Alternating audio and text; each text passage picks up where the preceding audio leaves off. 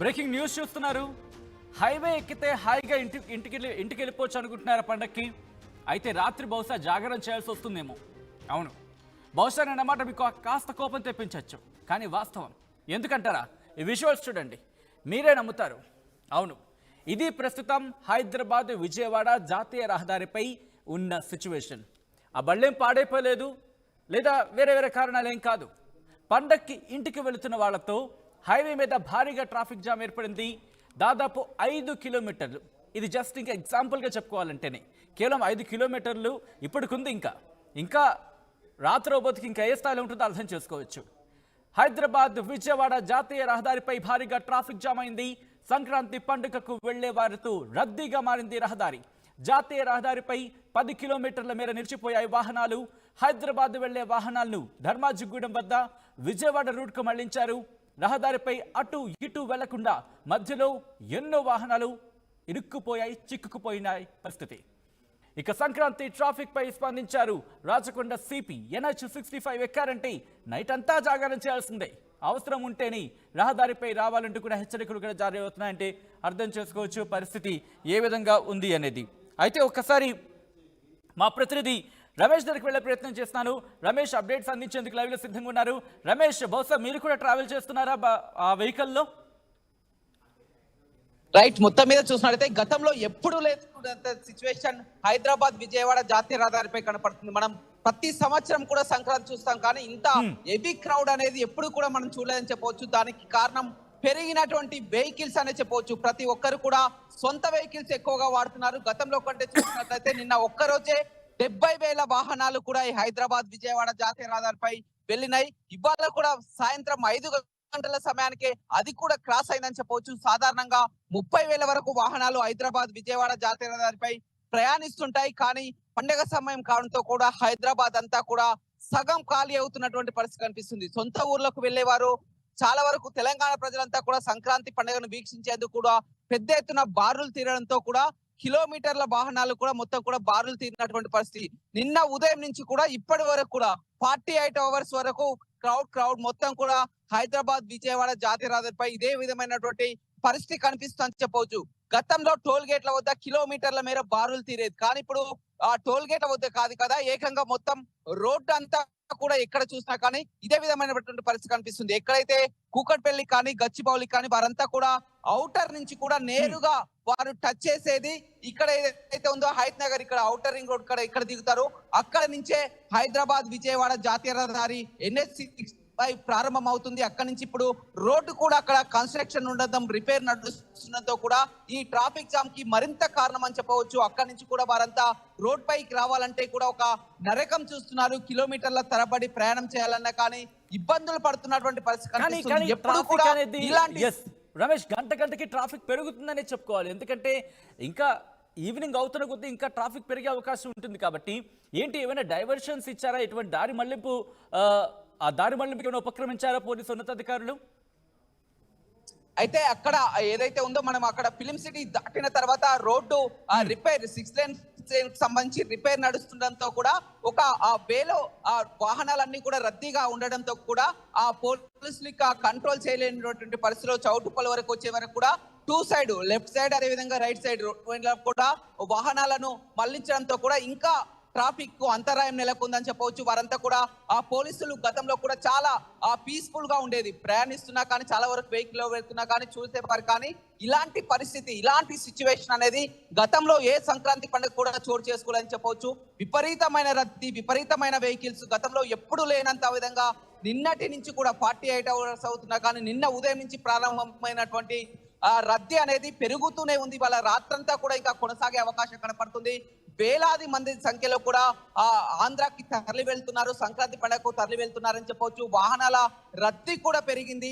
ఆ టోల్ గేట్ల వద్ద అంతా కూడా వాళ్ళు సెట్ చేసుకుంటున్నారు. ఫాస్ట్ ట్యాగ్లు అంతా కూడా ఆ రీఛార్జ్లు చేసుకోవడం అంత అప్రమత్తమై ప్రయాణికులు కూడా ఇలాంటి ముందే భావించి కూడా అంతా అన్ని ఫెసిలిటీస్ ముందు కూడా అలర్ట్ అయినా కానీ వాహనాలు రోడ్డుపై ప్రయాణించాలంటే కూడా వారు గంటల తరబడి ప్రయాణం చేయలేక ఇబ్బందులు పడుతున్నటువంటి పరిస్థితి కనిపిస్తుంది. దానికి తోడు కూడా హైవేలపై విచ్చలవిడిగా దాబాలు ఇంత భారీ సంఖ్యలో ఇంత భారీ వాహనాలు వస్తున్నాయి, ఇంత భారీ ట్రాఫిక్ జామ్ నెలకొంటున్న నేపథ్యంలో ఏంటి పోలీసు ఉన్నతాధికారులు ఏం చేయాలనుకుంటున్నారు? ఎందుకంటే 5 కిలోమీటర్లు 6 కిలోమీటర్లు, ఎందుకంటే ఈ పరిస్థితి పెరిగిపోతుంటే కనుక ఇఫ్ ఐఎమ్ నాట్ రాంగ్ 10 కిలోమీటర్ల మేర ట్రాఫిక్ జామ్ అయినా పెద్దగా ఆశ్చర్యపడవలసిన అవసరం లేదు. కానీ పండక్కి వెళ్ళవలసిన వాళ్ళు ఇబ్బంది పడే అవకాశం ఉంటుంది. రహదారి కూడా కాస్త అంత కిక్కిరిసిపోయే ప్రమాదం ఉంటుంది. కాబట్టి ఏంటి ఎటువంటి అంటే ట్రాఫిక్ని క్లియర్ చేసేందుకు ఎటువంటి చర్యలకు ఉపక్రమిస్తున్నారు పోలీసులు? పోలీసులు కూడా ఎప్పటికప్పుడు కూడా కంట్రోల్ చేస్తున్నారు. ఎందుకంటే ఇప్పుడు చౌటుప్పల్ నుంచి భారీగా వాహనాలు వచ్చినట్టయితే గతంలో ఏ విధంగా ఉండేదంటే ఇక్కడ ఒక వాహనాల సంఖ్యను దాదాపు ఒక అరగంట వరకు ఆపిన తర్వాత మళ్ళీ ముందు వాహనాలు వెళ్ళిన తర్వాత అట్లా అలర్ట్ చేసుకుంటూ కూడా వాహనాలను పంపిస్తూ ఉండేది. కానీ ఈసారి అలాంటి పరిస్థితి ఏర్పడలేదు. విపరీతమైన ఎక్కడ కూడా స్టాపులు లేకుండా వాహనాలని అనుమతించడంతో కూడా ఇలాంటి పరిస్థితి వచ్చింది. పోలీసులు కూడా ఊహించలేదు.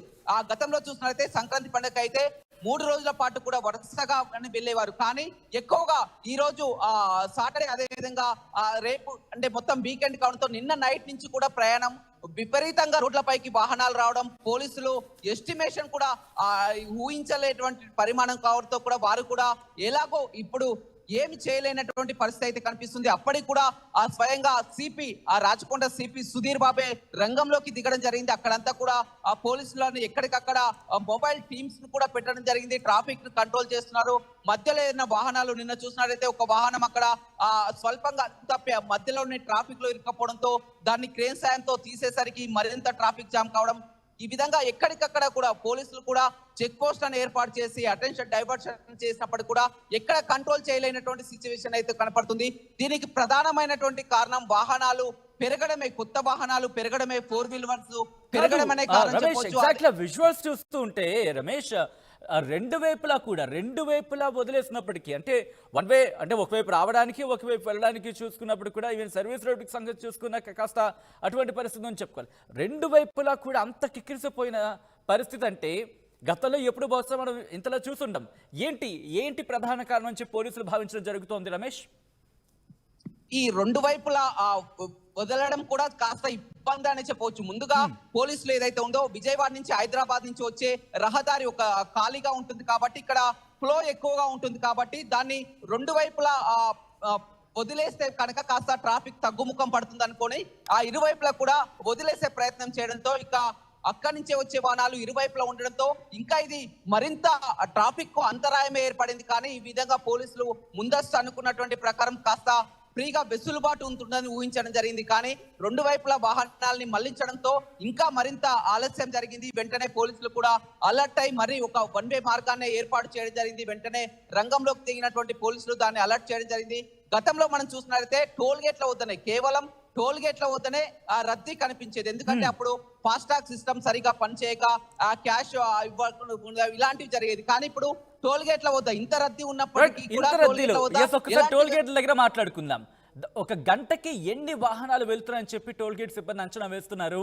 ఇంకా ఎంత పెరిగే అవకాశం ఉందని వాళ్ళు భావించడం జరుగుతోంది. అయితే మామూలుగా మొత్తం హైవే పై ఒక 30,000 వరకు వాహనాలు వెళ్తాయి. సాధారణ రోజుల్లో 25,000 నుంచి 30,000 వరకు వాహనాలు వెళ్తాయి. కానీ నిన్న ఒక్కరోజే 70,000 వరకు కూడా వాహనాలు ప్రయాణించడం జరిగింది. ఇప్పుడు చూస్తే కనుక ఈ సంఖ్య ఇప్పటికి కూడా 55,000 పైగానే ఉంది. అంటే దాదాపుగా ఒక 80% అంతా కూడా ఇక పూర్తి అయిందనే చెప్పవచ్చు. అంతా కూడా ఈ రోజు ఉదయం నుంచే కూడా క్రౌడ్ ఎక్కువగా పెరగడం. గతంలో చూసినట్లయితే ఎప్పుడెప్పుడు ఒక రోజు ముందు ఆ తర్వాత ఉదయం మధ్యాహ్నం ఈ విధంగా సమయం తీసుకొని కూడా వాహనాలు వస్తూ బయలుదేరేది. కానీ ఇప్పుడంతా కూడా ఫ్లో అంతా కూడా ఉదయం నుంచే కూడా పెద్ద ఎత్తున ఇవాళ సెకండ్ సాటర్డే సెలవులు ఉండడం, అదేవిధంగా వీకెండ్ కావడంతో కూడా ఊర్లలోకి వెళ్ళాలనుకునే వారు అంతా కూడా ఉదయాన్నే ఒక్కసారే ప్రయాణం ప్రారంభించేసరికి కూడా ఈ పరిస్థితి వాటిల్లింది. దానికి తోడు కూడా NH65 హైవే పై కూడా అక్కడ మరమ్మతులు జరుగుతుండడంతో ఇంకా ఈ ట్రాఫిక్ కు మరింత అంతరాయం ఏర్పడిందని చెప్పవచ్చు.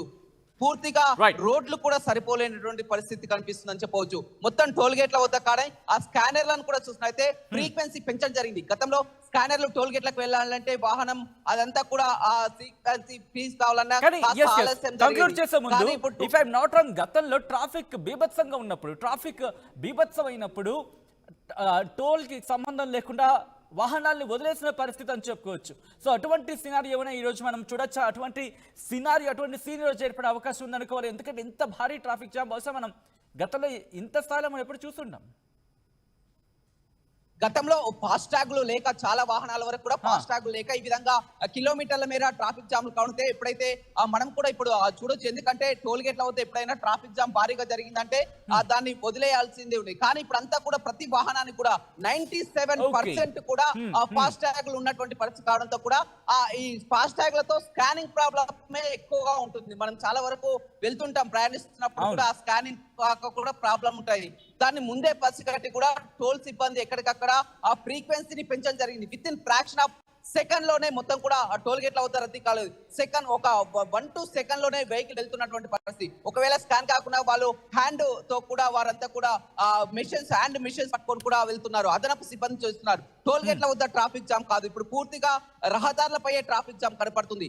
దాబాల వద్ద కూడా ఇష్టం వచ్చినట్లు వాహనాలు ఆపడంతో కిలోమీటర్ల నిలిపేయడంతో కూడా ఆ రోడ్డు పైన దాబాల వద్ద వాహనాలు పెట్టడం కూడా హైవే పై మరింత ప్రయాణం చేయాలన్నా ఇబ్బందికరమైనటువంటి పరిస్థితి అయితే నెలకొందని చెప్పొచ్చు. గంటల తరబడి కిలోమీటర్లు దాదాపు ఒక 10 కిలోమీటర్లు దాటాలంటే ఒక గంటకు పైగా కూడా సమయం పడుతున్నటువంటి పరిస్థితి కనిపిస్తుంది. సాధారణంగా ఆంధ్రాకు వెళ్లే వారు కాదు, నల్గొండకు రావాలన్నా కానీ నరకం చూస్తున్నారు. ఎందుకంటే హైదరాబాద్ నుంచి నల్గొండకు చేరాలంటే నిత్యం వందలాది వాహనాలు వస్తాయి. కానీ హైదరాబాద్ నుంచి నల్గొండకు రావాలంటే ఒక గంటన్నర సమయం పడుతుంది మామూలు సమయంలో. కానీ ఇప్పుడు 3 గంటల సమయం అయినా కానీ హైదరాబాద్ నుంచి నల్గొండకు రాలేనటువంటి పరిస్థితి కనిపిస్తుంది. ఈ రాత్రంతా వరకు కూడా ఇదే విధమైనటువంటి రద్దీ కనిపిస్తుంది. పోలీసులు అలర్ట్ కావడం జరిగింది. కొద్దిసేపటికే సిపి అక్కడ సుధీర్ బాబు పర్యవేక్షిస్తున్నారు. అదనపు సిబ్బందిని కూడా రంగంలోకి దిగడం జరిగింది. ఎక్కడికక్కడ మొత్తం అలర్ట్ చేసి పోలీసులు కూడా ఉదయం నుంచి కూడా మానిటరింగ్ చేస్తున్నారు. గతంలో ఎప్పుడు కూడా ఇలాంటి సిచ్యువేషన్ రాలేదు. పోలీసుల వైఫల్యమా, ఎందుకు ఇలా ట్రాఫిక్ జామ్ అవుతుంది? కానీ ఉన్నతాధికారులు కూడా వీటిపై సీరియస్ కావడంతో కూడా అధికారులు దృష్టి సారించి ఎక్కడికక్కడ కంట్రోల్ చేస్తున్నటువంటి పరిస్థితి హైదరాబాద్ విజయవాడ జాతీయ రహదారిపై కనపడుతుందని చెప్పవచ్చు. రైట్ అది అక్కడ విజయవాడ హైదరాబాద్ కి సంబంధించిన నేషనల్ హైవే మీద ఉన్న పరిస్థితి. ఒకసారి ఆలోచించుకొని మీరు హైవే మీద ప్రయాణం చేయాలి అనుకుంటే కనుక బహుశా రాత్రికి జాగారమే అయిపోతుంది. అటువంటి పరిస్థితి అని చెప్పుకోవాలి. పండక్కి ఇంటికి వెళుతున్న వాళ్ళతో జాతీయ రహదారి కిక్కిడిసిపోయింది. వాహనాలన్నీ బారులు తీరిన పరిస్థితి. 1 కాదు 2 కాదు, 1, 2, 3, 4, 5 కిలోమీటర్లు 5 కిలోమీటర్ల మీద వాహనాలు నిలిచిపోయాయి. ఈ భారీ ట్రాఫిక్ అనేది ఇంకా పెరిగే అవకాశం కనిపిస్తోంది. దీంతో పోలీసు ఉన్నతాధికారులు చర్యలకు దిగారు. ఎటువంటి ఆప్షన్స్ ఉన్నాయి ట్రాఫిక్ ని ఫ్రీ చేయడానికి అంశం మీద వాళ్ళు తర్జన భర్జన పడుతున్నారు. ఒక్కసారి ఇదే అంశానికి సంబంధించి రాచకొండ సిపి సుధీర్ బాబు రియాక్ట్ అయ్యారు, మీడియాతో మాట్లాడారు. ఒకసారి ఆయన ఏమన్నారో చూద్దాం. చాలా క్యాంపెయిన్ స్టార్ట్ చేసాం. డిఫరెంట్ పోలీస్ స్టేషన్స్ నుంచి కమ్యూనిటీస్ ఇంటరాక్షన్ ఉన్నాం. అపార్ట్మెంట్స్ లో కానీ, గేటెడ్ కమ్యూనిటీస్ లో కానీ, లేకపోతే వాళ్ళ ఇండివిజువల్స్ని మేము మా ఫేస్బుక్స్లో కానీ, మా డిఫరెంట్ కమ్యూనికేషన్స్ మెథడ్స్లో కానీ మేము చేస్తున్నాం. దీంట్లో ముఖ్యంగా ఏంటంటే ఈ ప్రాపర్టీ అఫెన్సెస్ జరగకుండా ఉండడానికి కోసం చెప్పేసి మేము ఇంతకుముందు ఎక్స్ కాన్విక్ట్స్ పైన లేదా జైలు రిలీజ్ ఉన్న వ్యక్తుల పైన చర్యలు చేపడుతున్నాం. కాబట్టి ఈ అఫెన్సెస్ మేము ప్రివెంట్ చేయడానికి అలర్ట్గా ఉన్నాం. ఆల్రెడీ మేము పోస్టర్స్ చేసి టామ్ చేయడం, ట్రాక్టర్స్ సెన్స్ ఆటోస్ పైన వెనుక మేము ఒక ఫ్లెక్సీ పెట్టి మైక్తో ఏరియాస్ మూవ్ అవుతూ అనౌన్స్ చేస్తున్నాం. దానివల్ల అఫెన్స్ ప్రివెంట్ అవ్వడానికి ఏమేమి చర్యలు తీసుకోవాలి, ఇంట్లో ఎవరిని ఉంచడం కానీ లేకపోతే వాళ్ళు ఎటువంటి విధంగా చేయాలి, వాళ్ళు 1-to-1 ఇంటరాక్షన్లో మేము చెప్తున్నాం. అంతేకాకుండా మాకు అనదర్ ఆస్పెక్ట్ దగ్గర చాలా ట్రాఫిక్ మూవ్మెంట్ కూడా ఉంటుంది. ఈ విజయవాడ హైవే రూట్లో డిఫరెంట్ హైవేస్ కూడా ఉంటుంది. ఇప్పుడు స్టార్ట్ అయింది. ఈరోజు మేము పొద్దున వెరిఫై చేసిన దాంట్లో మార్నింగ్ 8 o'clock వరకే 55,000 వాహనాలు అక్కడ నుంచి ట్రావెల్ చేసినట్టు ఇన్ఫర్మేషన్ ఉంది. అది 25,000 వెళ్ళే వాహనాలు 55,000 వాహనాలు పొద్దునే వెళ్ళాయి. సో దానికోసం కూడా మేము ఎంటైర్ ఏరియా డిఫరెంట్ సెక్టర్స్గా డివైడ్ చేసి అన్ని గేట్స్ను టోల్ ప్లాజా దగ్గర ఓపెన్ చేసి అక్కడ ఏమి ఇబ్బంది లేకుండా మూవ్ విధంగా ఏర్పాటు చేస్తున్నాం. మళ్ళీ రిటర్న్ కూడా ఉంటుంది. అప్పుడు కూడా మేము చర్యలు తీసుకొని ట్రాఫిక్ స్మూత్ ఫ్లో ఉండేట్టుగా చేస్తాం. ఒకవేళ ఎక్కువ ట్రాఫిక్ ఉంటే అదర్ సైడ్ రోడ్లో కూడా అటు నుంచి విజయవాడ నుంచి ఇప్పుడు వచ్చే ఆ రూట్లో వచ్చి తక్కువ ఉంటాయి కాబట్టి ఆ రోడ్ సైడ్లో కూడా road passage safe passage run చేయాలని ట్రై చేస్తున్నాం. But highway take all precautions in doing that. So if day టైంలో ఎక్కడైనా కంజెషన్ ఎక్కువ ఉంటే దాన్ని యూజ్ చేయడానికి will do that. So we are focus but these offences and then public safety road safety hospital కూడా సంక్రాంతి పర్స్పెక్టివ్లో మేము ప్లాన్ చేసాం.